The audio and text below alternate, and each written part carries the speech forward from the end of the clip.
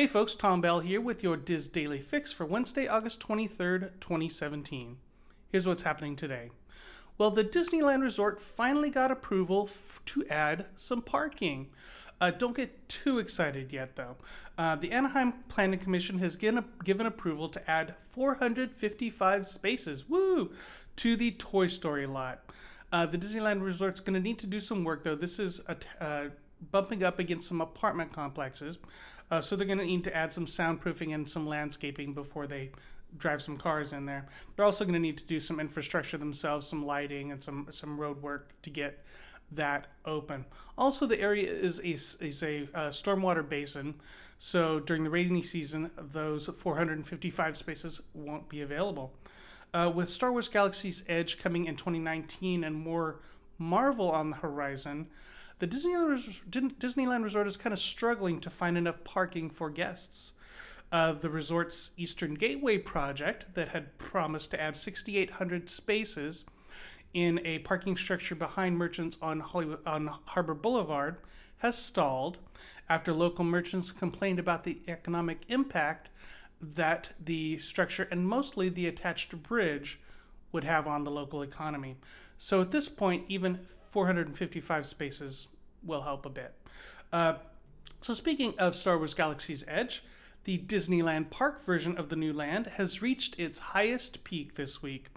As is the tradition in construction and at the Disneyland Resort, every cast member was invited to add their signature to the steel beams that were raised in place, topping out construction, becoming an unseen but important part of Disneyland history. Very cool. Again, Star Wars Galaxy's Edge is set to open first at Disneyland Park in 2019, then later that year at Disney Hollywood Studios at Walt Disney World. Finally today, speaking of Walt Disney World, if you're heading out to Walt Disney World soon, you are going to want to make sure you have the latest version of My Disney Experience on your smartphone. The app updated overnight, and now guests will be able to track their Disney dining plan, meals, and snack credits right there on their smartphone. I think that's one of the most asked for updates, so that's very, very cool. Also, guests will be able to view purchases that they've charged to their Walt Disney World Resort hotel account. And for the annual pass holders, you are now going to be able to renew your passes right there on the app.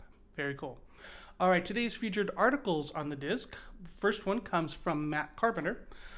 This is over on the Disneyland side of things. Very, very timely, Matt. Will there be enough parking when Star Wars Galaxy Edge opens at Disneyland? And over on the main page, Jessica Gertz has a dining review of breakfast at the Santulli Canteen in Pandora, the World of Avatar at Animal Kingdom. For those articles and more, head over to wdwinfo.com. Trending on the Diz boards today is a thread from Joy K. Speaking of more and more construction, Joy K wonders, with all the construction at Hollywood Studios, why hasn't Disney done something at the park to plus up the experience for guests who are visiting during the construction period? Share your thoughts on the thread entitled, Why Doesn't DHS Add Value During Refurb? You'll find that at the Theme Parks Attractions and Strategies forum at disboards.com. If you are heading into the parks tomorrow in Orlando, afternoon thunderstorms, a high of 89 and a low of 75. A weird forecast in Anaheim, partly cloudy. High of 80, low of 66. Just sunny skies in Anaheim. You can find links to all these stories and more on our Daily Fix main page at wdwinfo.com/dailyfix. That's going to do it for me today, but be sure to join us again tomorrow for the next installment of the Diz Daily Fix. Have a great day.